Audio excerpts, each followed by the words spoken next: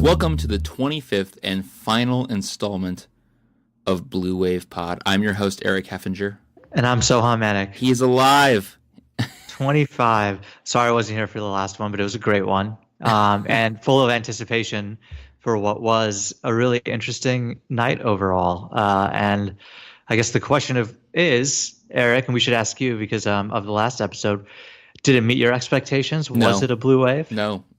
Very quickly, no. No. And I got my hopes up. I was talking to a lot of Democrats, not a lot of other people, and the answer is no for Ohio at all. I don't think the wave came here at all.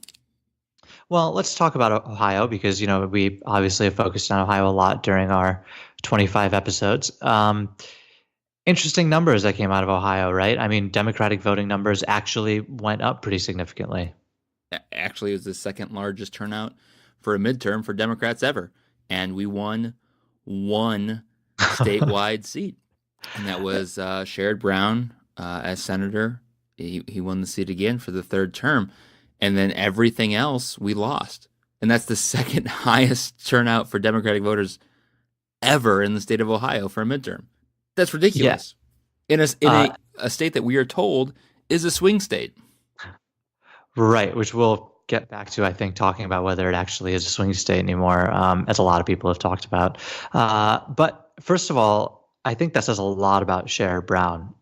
The fact that he was able to win his race pretty decisively, actually, in the same election night as so many Democrats got clobbered, including Richard Corduroy, and almost every other seat up. And we're talking about the statewide seats. Obviously, there are a lot of gerrymandered issues with the districts themselves, but that also wasn't a great night for the Democrats either. No. I mean, we look at nationally as we talk. The big debate is, election night they were saying the blue wave didn't happen, and now a lot of people are running it back, and the National Party is saying, oh, it definitely happened. I'm still not convinced of it nationally. I think there are some really bright spots across the country that really did pull through for us. But I think that as a message as a whole, as Democrats, I don't think that we have found that message that is bringing voters back. Well, I think it depends on where you're looking at the voters that, when you talk about the bringing voters back, there are a lot of new voters who voted, especially young voters this time. There are a lot of new Democrats that made seats competitive in places like Texas, and even a surprise in a place like Georgia. Democrats finally, making their voice heard in places like Orange County in California that, they haven't really had a voice in for a very long time. Yeah, but you're getting new people to the polls, which is ideal, right? This is what you want. But Republicans are getting the same people out every time, and they're fervent in who they vote for. And they're so fervent that they can win over these giant wave elections, where the emotions are high, right? And the emotions were certainly high here in 2018. And you would think the Democrats would sweep across the country. Well, and that's not quite what happened, because the Republicans are still point. in Trump's base, and they're still showing up, and they're still proving that no matter what is said or done, they are diehards, and they're going to be at the polls. And the Democrats haven't found that issue that brings people out like that. I think part of it, and a huge part of it, is just location and where the votes are coming from. You said you expected Democrats to compete across the country. I don't think we can expect that anymore. I really just don't think we can. In terms of looking at every single district and every single state, it's not something that they can currently do. A lot of that has to do with leadership. A lot of that has to do with viewpoints. A lot of that has to do with just polarization of both parties. But, if you look at the broader picture of what's happened nationally, you have one of the most diverse Congresses that's about, on the Democratic side, that's about to be sworn in. You have people who are far more progressive on the Democratic side than have ever been brought in before. There is a pretty big shift, right? I mean, it's moved a bit left, and a lot of people are happy about that and would consider that a victory for the blue wave. But not in places like, I think, Ohio and states that are far more red or getting to be red, where that attention wasn't there and those victories weren't there. I don't try to be too negative. I think there's a lot of great things that came out of this election.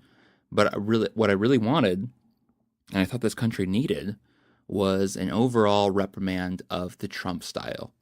And what I saw was that there are so many people in this country that no matter how negative, ugly, disgusting his style really is, they're still going to stick with it. And now I'm afraid that this is the style of the Republicans for the rest of my life, right? I'm going to fight against something it's not just ideals and the policy that I'm fighting against. It's really, I don't know, the cult of personality around Trump that I really am disgusted by. And I don't want to fight that. I want to fight policy, I guess. And I'm just disappointed that overall didn't come out, that the Republicans should turn against Trump. That message did not come out to any Republicans, I think. Well, I mean, I think that gets to a broader point where politics has very much just become a reality TV show at this point on a national level.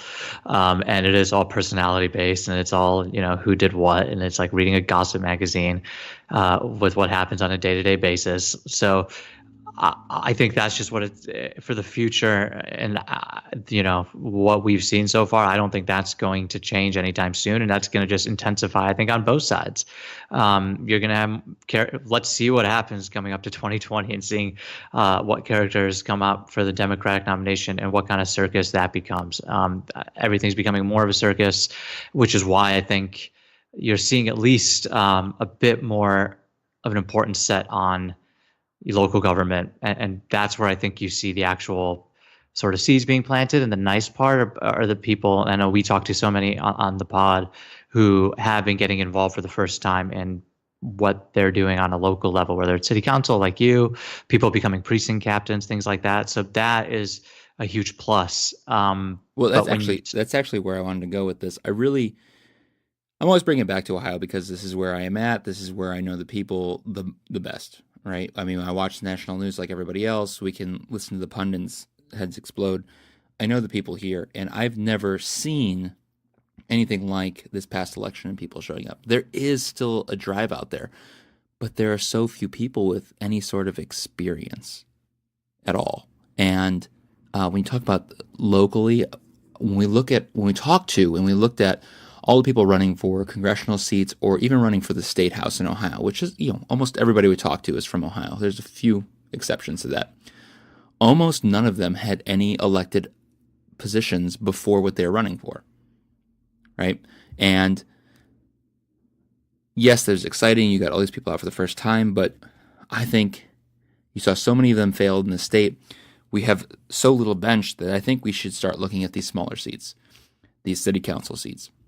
Right, these county commissioner seats, these whatever you've got in your area seats, and start building that bench literally from the ground. Yes, we've got to gain back the Congress and whatnot, but I think for the future, for the Ohio Democratic Party, for the next decade, I think they should really start at the lowest level possible and start growing these, because everybody that was running, they didn't have name recognition, unfortunately, which is very helpful in getting those votes, because they were newbies. And I just think that's, a big step in the future. And what the Republicans have been doing for a long time is they have such a strong game on the ground in every single city.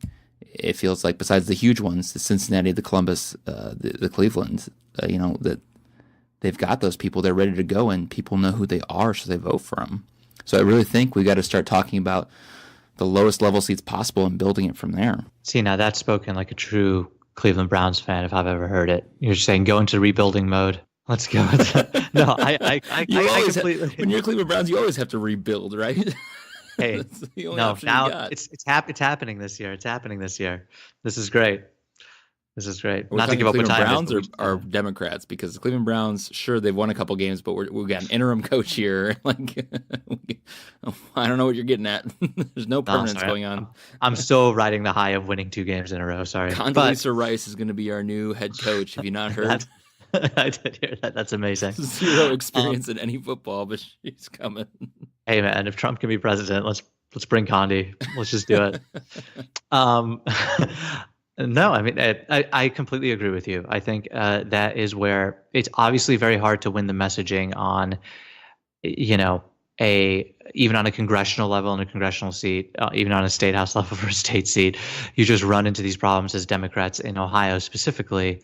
That is almost running into a wall. I think people just, and I guess this gets to a broader point as well, which I'd be interested to hear your opinion on whether you think Ohio is still a toss-up state. There's been a lot of talk of Ohio now just being a leaning red state, and it's just a term of phrase, but it matters a lot, I think, in terms of how the party views it, what kind of resources campaigns get there, how much attention it's given. And, obviously the population is declining. Ohio keeps losing seats every time the census comes up. I think they're projected to lose another 3 or 4 seats. What does this mean about Ohio on a national level? So locally, well, actually, whole statewide, as I said, if as a Democrat, you didn't win unless you've already won something big before. Even locally, uh, I live in Medina County, so the county auditor run unopposed because he's won so many times that no one can beat him. We had a judge, right, the Democratic judge that won again because she's won before. People knew her name. Everybody else that ran got decimated. Sherrod Brown, everybody in the state knows his name. He won. The other people that were running for statewide office, people didn't know their names, decimated, right? So again, I'm going back to you got to start building from the very bottom. They've got to get into the lowest level positions and work their way up and get that name recognition. Um, is Ohio a red state? Yes, obviously, at some level, because I mean, Ted Strickland in 2006 was the last person that won statewide office besides Sherrod Brown, right? He won the governorship for only 4 years. And other than that, it's all been red for everything we do because Republicans show up to everything. So I think you've got to say at some level this is a red state, but there are inroads here. And I just think we've been playing this game very badly in the state of Ohio and how we want this. We're trying to go for the big win, and I guess we're not building the team up as a whole. And I really think there's a lot of opportunity coming up, but it's going to take us. It's going to take us a long time to build that to where we need it to be. Sounds just like the Cleveland Browns. No, but I think the one thing I would add is just you mentioned Ted Strickland in 2006, and the one thing to add to that is obviously Obama won twice and won pretty handily in both those elections in Ohio, and then you had that huge swing to Trump in 2016, and that's when the shift is most evident because of that huge shift. In percentage points, raw data in a presidential election. But I think you're right. In a statewide level, you can blame it on gerrymandering all you want, but even in statewide races, Democrats have had trouble. You know, we're talking all Ohio here, so let's just dive right into this. And this is a lot of states in the Midwest. When you drive to these small towns that are not the suburbs of wealthy cities, they look like that they have been, I don't know, just decimated by what has happened over the past 30 years or so. They usually had some sort of production plant of some kind, a car plant, a steel plant, something along those lines in them. And those jobs are almost all gone. So you have what used to be large neighborhoods with large homes, and you have a lot of senior citizens living in these homes still, and everyone that they know and they loved have left these towns, and they're decimated. I mean, the old people won't move because they can't sell their house for any reasonable amount, but they believe that it was worth something at some point, and they can't attract people to their cities because they're in the middle of nowhere and there's no jobs there. And from their point of view, the American dream is dying, right? And so someone like Donald Trump really speaks to them because he says these things, that the American dream is dead and only I can save it.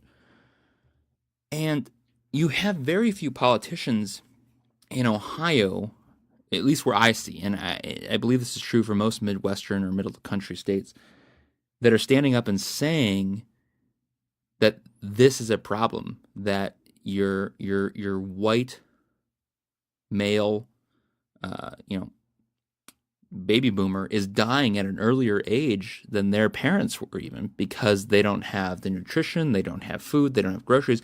We're talking about things that are problems in inner cities are also happening in our small towns around the state. We're not talking about Cleveland, Columbus, and when the suburbs around that. We're talking about Defiance, Ohio, and Wapakoneta, Ohio, and stuff like that that have just been abandoned. And so, in the state of Ohio, you have like it's a ridiculous percentage, 90%. I don't have numbers off the top of my head, but I'm just ridiculous amount of voting Republican because they believe this message that the American dream has gone to hell. And I don't think that we've found that person that's coming out and really talking to them for the problems that they have on the Democratic side. Sherrod Brown is in that area. He is one of the few, I think, that has stood up and have brought up the trade problems and has represented those people. And that's why they showed up and still voted for him and then voted Republican the rest of the ticket.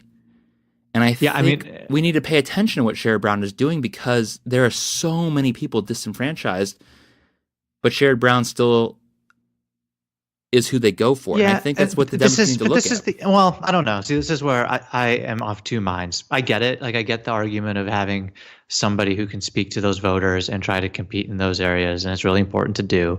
At the same time, there are a lot of important issues that we need to take care of on a huge, even global level, but on a national level. And I wonder whether, I don't want to use the word pandering, but almost pandering to certain segments of the population and voting blocks that you have to pander to win, but that are detrimental to positions you need to take for policy, for policy reasons. Whether it's something like climate change, whether you can speak openly about that or have to gingerly step toe around it because you're worried about offending people who don't understand it or don't believe in it for some weird reason. Whether it's talking about this American dream ideal, which I think exists in some level, but certainly doesn't exist how people remembered it, and certainly doesn't exist in an American dream where you can have a high school education and have a 2-car garage and a house and support an entire family. Like, that doesn't exist anymore, and that has a lot to do with globalization, and a lot of reasons. But trying to get that America back and raise up that ideal of an America, I don't know how helpful that is when we do that kind of thing. But are we talking nationally or Ohio? Because we're talking nationally, I get that. I get that as a big scheme Democrat that has to run for president in 2020, that's a different story. But when we're talking about in states that are leaning redder and redder, even in these times, I think you need to go to that. You have to start talking to those people on their level, and I think we're avoiding them. I'm of course you have to talk to everybody. Again, I'm such a huge proponent, obviously, with the podcast as well. We know that with our conversations about listening and having that conversation with every type of voter out there, no matter their belief system. But I think when we talk about a candidate and their messaging, it's a question of whether they go out there in a bold way and talk about unabashedly progressive ideas that won't have a foothold and may not have a foothold for a very long time, and in the short term may be damaging. But you get ignite sort of a spark in a base that does exist, even though it's smaller. Or whether you try to compete for that always fading, it looks like, middle ground, where you try to still kind of convince people, like a Kasich, trying to say, hey, I'm sort of in the middle, I understand it, I'm both, like I can straddle that line where all the moderates hang out. I don't know how many of those even exist anymore, or whether you need somebody who's just bold and is just going to say, no, these are my policies and I need to convince you to get on my side for these. And you're not going to for a really long time. Sherrod Brown is boldly liberal and can go out and say these things to people, and he approaches them in that manner and realizes that they're struggling, and everything that they want and they vote Republican for, he's out there saying, okay, I understand that, and here's why my idea is better, and I disagree with you, but I'm willing to be here and debate with you. And there are some politicians that do that, don't get me wrong, but they're avoiding a lot of these areas. Or if they're out there, and we had them running in every state house position in Ohio, they don't have the money or means to get to these people because no one believes in them that they could win. right? Look at Tim Hyatt. Something we learned from this show early on was that Tim is a union lawyer. He spent his career working for unions and knowing exactly what they want and need to succeed. He runs for the state house and he couldn't get any unions to support him, right? Because they know the game is up. We got to support these Republicans and hope that they give us some of the stuff we want, or we could support you and we know they'll screw us over. And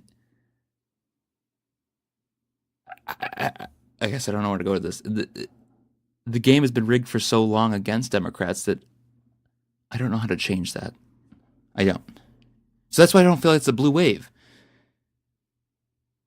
Well, again, I think that talks about the difference between Ohio and the national message. In Ohio, I don't think we can call it a blue wave at all, considering there was just one seat held, really. But I think you're right, and that Sherrod is so impressive for so many reasons, because he's one of the only people that can talk in that way that you're right is bold and actionable, but gets people excited on all over the spectrum. Obviously, Bernie was another one like that.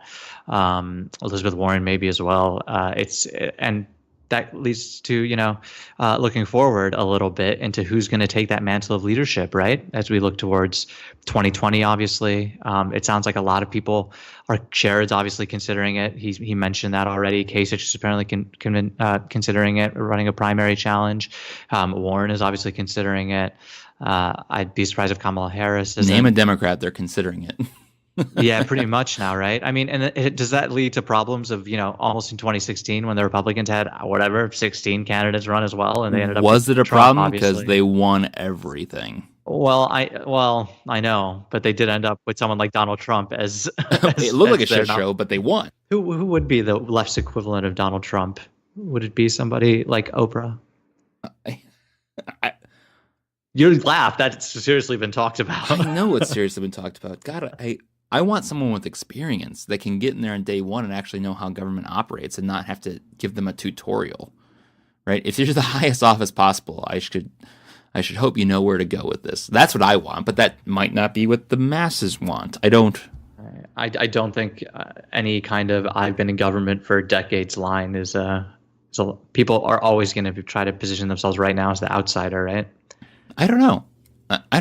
I'm not going to predict anything that's going to come in 2020 because I didn't predict anything that's going to happen in 2016. And I don't think the Republicans wanted Trump in any vast majority whatsoever. Yeah. Every Republican I knew was all about him hawing about him until they had him, and then suddenly they were all for him, right? Which I also imagine is going to happen if the Dems go crazy too.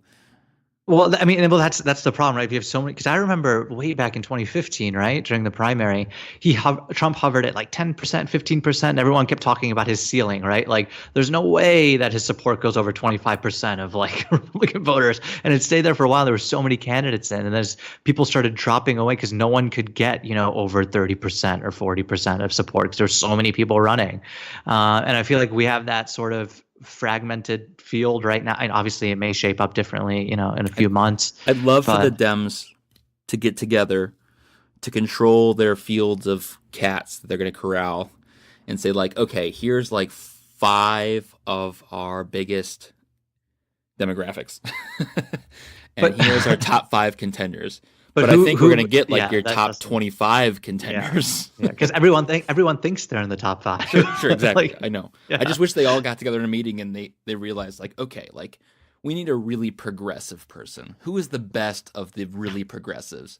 And then they choose out of that 10-person category who that is. So you just want the back room smoking cigars, drinking whiskey. Yeah, let's bring it on, and then give us the options past that point, because I don't know. I think it's just going to be nuts with so many people. But hey, one very cool thing I do want to say that is very exciting, hopefully for democracy generally. This past election cycle, Maine used rank voting.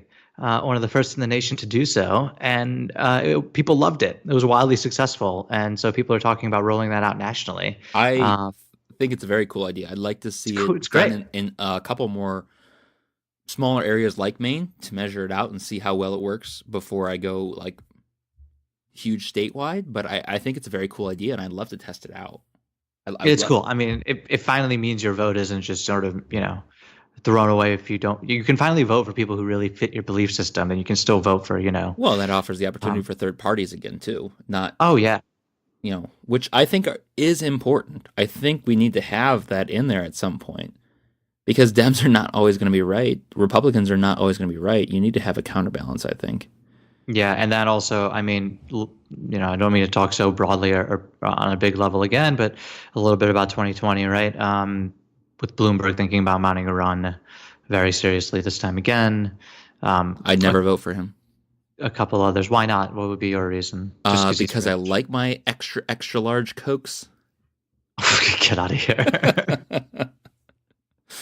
God. But a lot of people are actually gonna that will be a That's big thing. seriously going to be something that's brought against him. You're going to see that commercial. Like, Oh if he God. runs for president, you're going to see that commercial of like somebody's Coke being taken out of their hands because it's too big and them crying. And they're like, Just a this child is crying. Bloomberg's America. Dun dun dun. God. So who's your Whatever. favorite He's 2020? Oh my God. I don't know. I actually get depressed just thinking about it because I can't even think of anybody who could uh just, very decisively beat Trump and be good at governing. No. I know a lot of people are saying Beto, right? O'Rourke, because of his showing in Texas. And he's just, almost got that Obama like kind of, he's very young. He sort of speaks to a newer generation. I just think it's good when people get, a younger base all riled up. And that's why I like him. At least he brings a different kind of energy than I haven't felt in a while or seen in a while. So I don't know, maybe 2020 is too soon, but we said that about Obama as well, right? But no one felt that about Obama until Obama did it. So, I mean, like, I don't know Yeah. if you could predict that O'Rourke's going to be able to pull that kind of support nationally.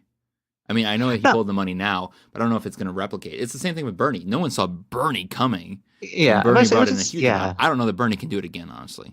I think I that don't there know are if other Bernie can. candidates He's old. that can bring Yeah. in more money than Bernie this time around. He can still play, not kingmaker, but close to it, right? I mean, he can still I throw think his his support through various things. huge And influence is going to happen. I just don't see him as the guy that's going to be doing it. yeah, I think he may be more of just a sort of party figurehead now, which is kind of hilarious that he's like a party elder in the Democratic Party after being independent. Are you putting it all on O'Rourke? Is that what you're saying right now? No, no, I'm just saying, Call I it just like right the energy. now. Oh God. Hillary, let's do it again. Oh, No, let's. fudge.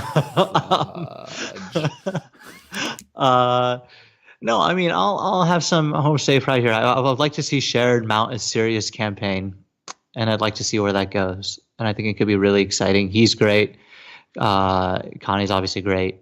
I think he is tapping into the right type of messaging.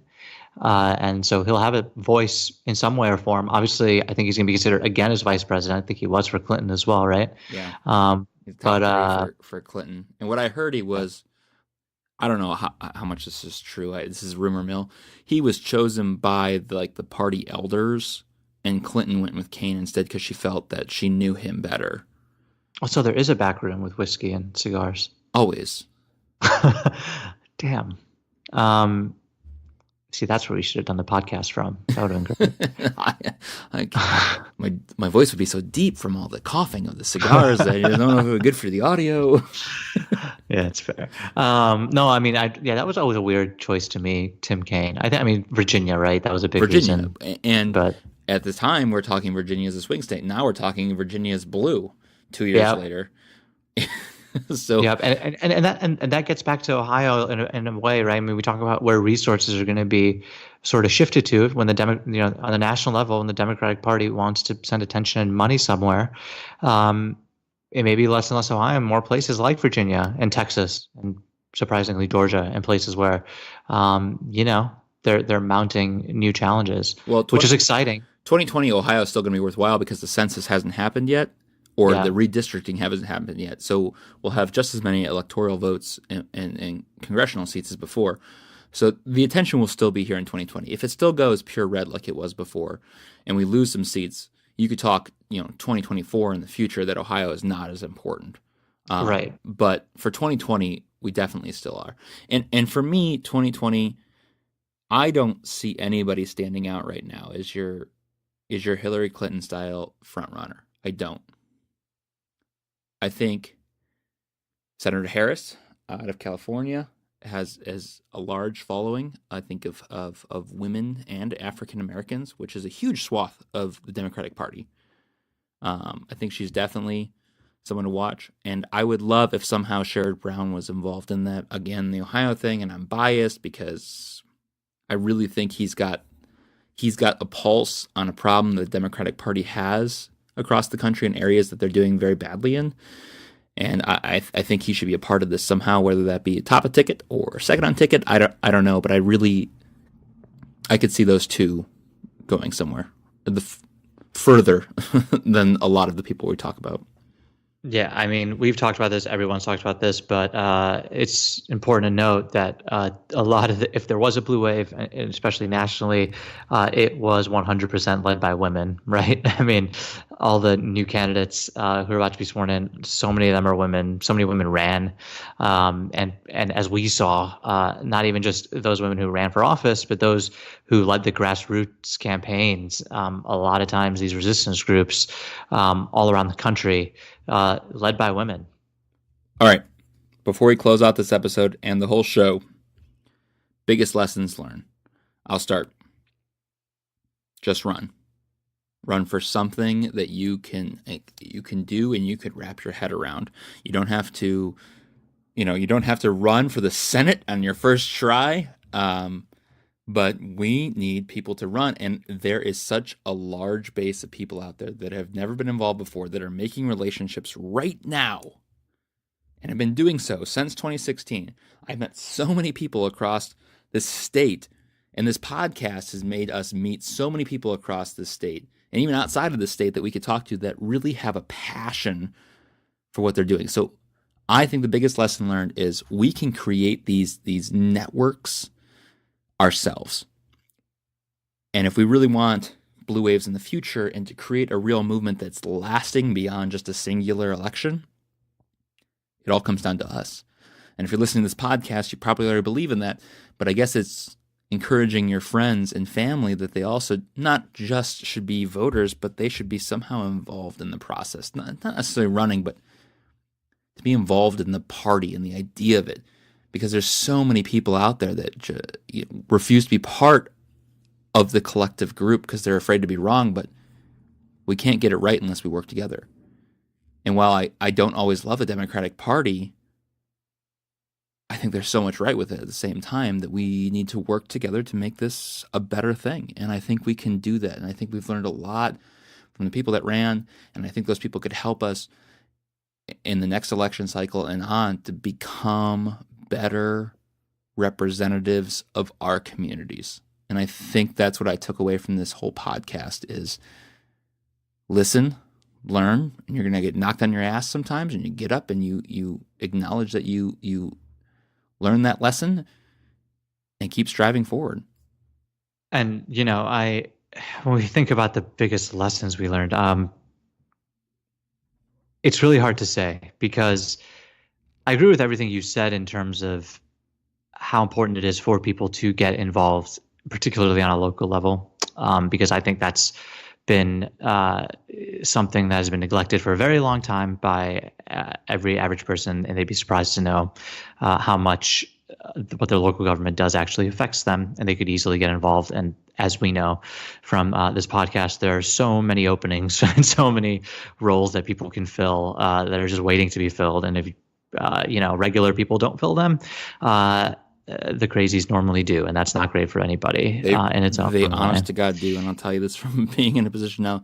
There are a lot of very interesting people in roles that you're like, what the heck is this person doing here? And it's because they showed up. Yeah, and it is a lot of it showing up. A broader lesson, though, I think is I came into this fairly optimistic, not knowing exactly what we were going to find when we sort of went on the ground and talked to campaigns and voters and things like that. But I expected there to be more of a conversation. I will say I've been pretty disappointed at the level of conversation that's been had. Generally speaking, on a national level, obviously, when we think about how it's progressed over the past year on every cable news show and the news every day, I think everyone can get sick of it, whether it's on Twitter or whatever it is. But that seems to have filtered down a bit to the local level. I mean, it's how people get their news, and I think a lot about Ken Harbaugh's campaign. I loved that campaign. Obviously, we've not hit our love for that candidate. When you think about his resume, there's nothing that can beat it. If there was a candidate that was going to win in that kind of district, it was going to be him. He certainly had really interesting conversations on the trail that we heard about, particularly around healthcare and the opioid crisis. But he lost, by double digits, and that says something about how voters turn out and how much you can engage voters when you think about the door knocking effort they put on to really reach everybody and what kind of impact that had. And that's disappointing that, on a very fundamental person to person level, you can really go out there with a lot of money and make a huge push, and in what seems like the right times, and still can't break that dam that's there. And that's there because of what's happening, I think, on a very sort of general level in this country and globally, where people are, being polarized. There's an urban-rural divide that is just growing tremendously, where we're bubbling ourselves off. And I have not seen anything that encouraged me that after 2016 is being fixed. It seems like it's hardening, if anything, and this sort of showed it hardening because as we said, the national message is very different from the one in Ohio and places where we thought of where toss-ups are the center of the country. And so I don't know what that means for the future. I think a lot of it's going to ride on who takes over, the mantle for the Democratic Party in 2020, whether it is somebody like a Sherrod Brown or whether it's somebody, like a Kamala Harris from a place like California, who will have a very different message than someone like Sherrod. But that's just one race as well. I think on a longer term way, the Democratic Party has to really change how it does. And I think you hit it right on the head. And this is the biggest lesson I learned, is that it's time for a total rebuild on a local level and ground up state by state, because there seems to be a disconnect from what everyone's doing on that level compared to the national level. And it all has to be tied in together. And you need to get people involved and build that bench like you were talking about. But you run into problems. I mean, where are you going to build that bench from in every single place? It's really hard to do. And it's really hard to convince people to get involved in this mess.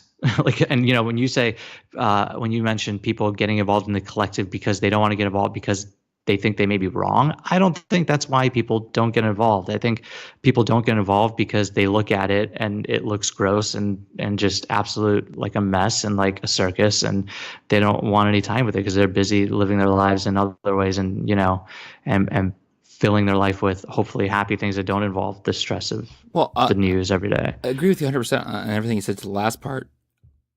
People are getting involved way more than before, but for a national level. And national level is the hardest to swing. And there's so many positions locally that they refuse to run for or campaign for or go door to door for. And I think they're nervous about that area because that's their neighbor, right? And that person can hold them accountable for it. And that's where we start. And I believe that if we take this movement and we've got all these people and we shift them to the localist level, you can really create an uprising. You could really create a giant blue wave from the ground up. But so many people want to concentrate on that national level. It's all about, right now we're moving in 2020, it's going to be all about that president. Top of ticket draws the most, right? God, imagine if you put all those people on their local, representatives in every single way. How monumental that would be for show up, not only for top of ticket, for bottom of ticket and everything in between. Yeah, and I think you hit it on the head when you mentioned, the neighbor thing. I think the way you do this is by politics is so poisoned in every kind of way with the language that's used and everything. I think people feel that as soon as you mention the word. You need to take it completely out of it and talk more about community.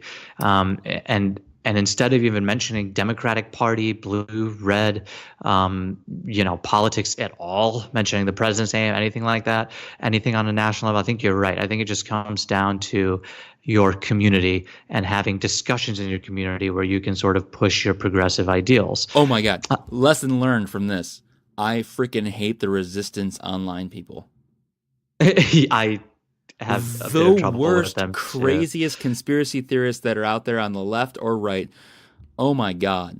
Like, if that's where you're getting all your information from and where you feel safest, get out of your box Yeah. and have a conversation with real people. Honestly, that's how we change this. We're not going to change it by being Twitter warriors. We're not. No, and we touched on this, I think, with Lorraine a bit, right? When we talked about Facebook, used for good because they could organize. There's opportunities to bring those people in and help you, but if that is your sole way of building support, I agree. I'm not even sure if I believe the benefit outweighs sort of the cost. I just think the whole online thing is so, everything about it is just so terrible for our country and democracy from, just how the conversations are had, how people get news information. It is just awful, awful, awful. But it's how the vast majority of people interact politically these days, I think. And that sort of drives more people away, right? Especially people who you should be reaching out to. So I think, if anything can happen, it's just about, at least in your day-to-day life, having conversations where it's not necessarily political, because you shouldn't, I don't think it's helpful to talk to your neighbors about politics, but it's all, you can have conversations about ideals and important conversations about the direction of the country and certain issues, but you can have them in a respectful way where you can still share your viewpoint and push a more progressive ideal, but then convince people based on actual arguments and logic, and not just, blue, red, Democrat, Republican, and try to just take all that language out. That language is just all so poisonous now, it seems like. I don't even know what you do with it anymore. Well, all that propaganda from either side is poisonous from either way, and I think you have to have that personal connection, and that's where it's building it from the ground up. Make your community trust you, put you in a position, show them that you can do the job, and then we'll have that bench to go further. And I think that's what I took away from this all.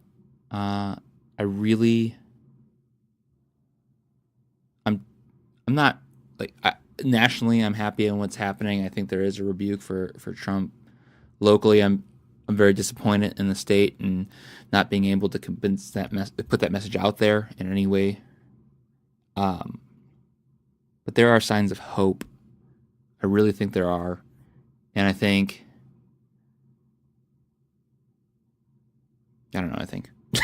No, fair enough. That's a great way to end this podcast. I'm so confused by everything. The whole year, and I've learned a billion things, and I've turned a billion things on its head that I thought I knew, and I think that's just what you should admit at some point in your life is, I don't have all the answers, but I see a light, and I'm going to follow that light, and hopefully it's right. And if it's not, then I'll change course.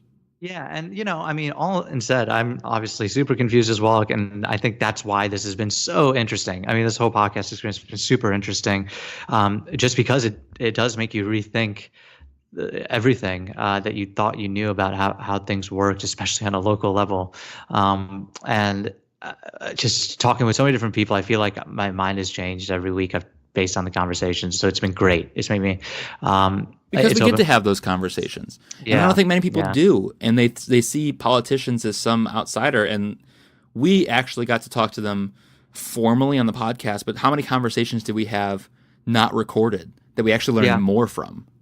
Absolutely. Absolutely. And it's sort of the human to human interaction point, right? Where people sort of, they're not on anymore. They just kind of talk to you honestly and personally. And that's what everyone has to do. So we want to thank whoever's listening. Thank you for everybody joined us, everybody, the entire, sorry we never had Obama on. He's busy. He's writing a book. But maybe next podcast. But it's been a really interesting journey. So we just want to, thank you for listening. And if we accomplished anything, we got Eric on the city council, and I think that's a pretty amazing That thing. had So nothing to do with we'll this take that. podcast, but Well, I think it's, hey, you would not have, your interest in politics generally, I think would have, it all fits in together, is what I'm saying. yes, maybe it definitely has get me to question things a lot more. And whereas I was a lot more willing to just accept a lot of answers at the beginning of this podcast, and towards the end, I wanted to push some harder questions. And I think that's important. I think we need to hold them accountable and ask some hard questions. I don't know. Blue Wave Pod is done. I'll tell you that right now. Signed, sealed, delivered. Yeah, we've followed the blue wave this year. If it was a blue wave at the end, I don't know. That's up for everyone else to talk about now. But we followed up to the election and saw it through at least. And I think when we started, we didn't know we were going to focus so much on Ohio, but obviously just naturally it led there because we're from there and we were there. And I think that was a really nice surprise, actually. It was good to see how a state works from every single level, from the state house all the way up to the bigger races. And even though I say the Blue Wave Pod is done, this particular podcast is done. I don't know where we're going in the future, and I'm not going to write anything off. But I hope to talk to you sometime in the future. And thank you for listening, because I had a great time doing this, and this was a huge life lesson for me on how to talk to a lot of people and get connections and just get involved. And I think if there's anything that we can learn from this, it's just if you got an idea and a passion for it, do it.